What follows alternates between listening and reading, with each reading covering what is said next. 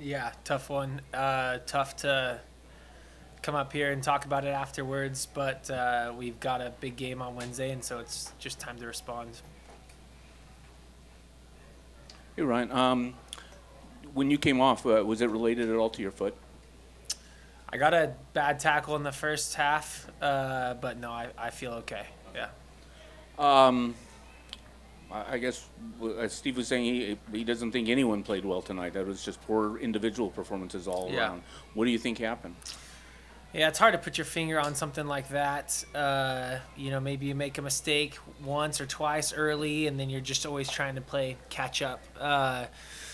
It's a good moment for us in this part of the season to not take things for granted, to look back at what's caused our success over the last 12 games, and to make sure that we don't get in this rhythm of just thinking results are going to come. And so, obviously, not the way we want to play in a game like this, and a chance to see Columbus again for the first time since the Cup last year.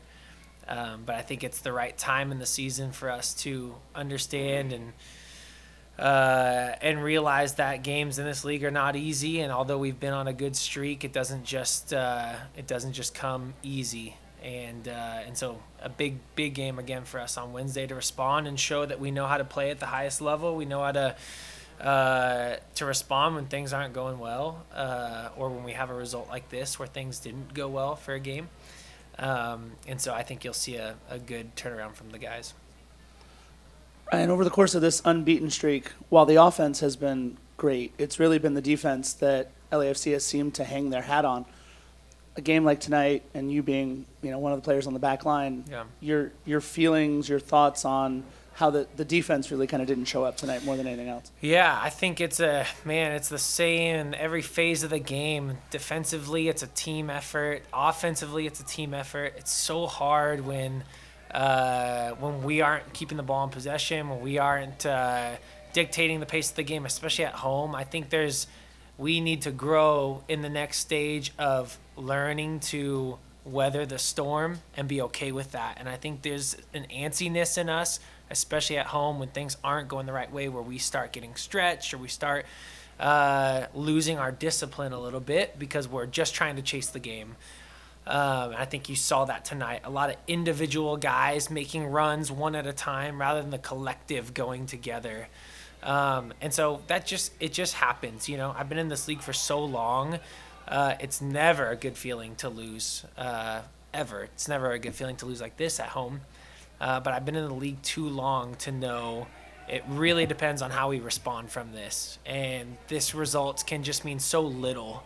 It can mean a lot if we respond the wrong way, and it can mean so little if we respond the right way. And so I think you'll see a group ready to respond. And, man, this group just has so much confidence, even in a bad performance like that, which can happen. This group has so much confidence that we can get back out there and do it better. So.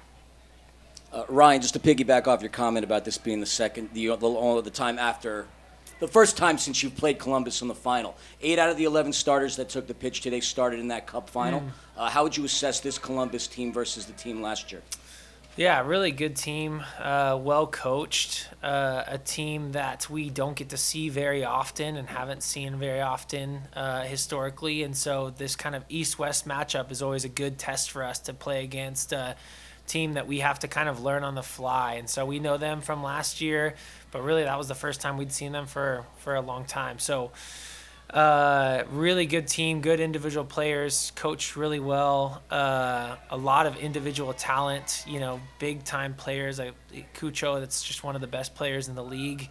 And their front three, Rossi, a big time player. Obviously that meant a lot to this club at a time as well. So you can talk about every one of their players, and there's a reason that they won it last year, and there's a reason that they're again fighting for big things this year. So they played well. We gotta put our hats off to them for playing that way. I hope we get to see them again. Yep. Couple from me. Does this feel like a reality check, or what do you take from this kind of result against a really good team, and you guys were unbeaten in 13, and all of a sudden this happens? How do you sort of process that? Yeah, I think you said it well because, the first thing in these moments is you want to hang your head and you want to point fingers and you want to say it wasn't my fault, it was this guy's fault or that guy's fault. And in these moments, like I said, you have to look at the macro, not the micro. You have to look at the 12 out of 13 games that we've won. And you have to look at how do we respond, where we are in the season. Plenty of games left in the season, a lot to fight, everything to fight for.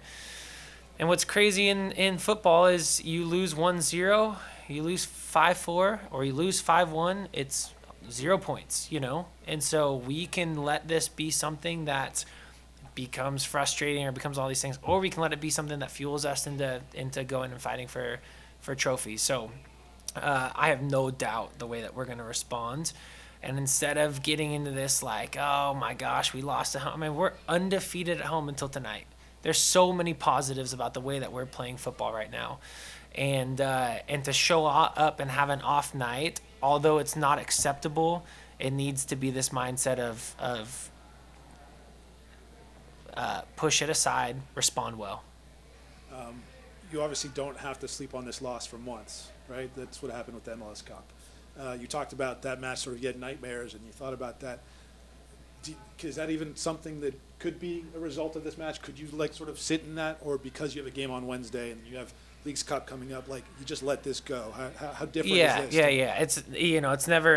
It's always easier said than done, right? We're all competitors. Nobody likes to get beat like this. I'm gonna go home to my son, my 7-year-old son, who's probably gonna be crying more than I am, because he just loves what Dad does. He's so competitive. He wants to win, and he luckily gets to be a part of a lot of games we're winning at home, And so we have that inside of us, that pride of we never want to let our fans down. We never want to stand in front of the 3252 clapping after a big loss. Never. It's never what any of us want to do.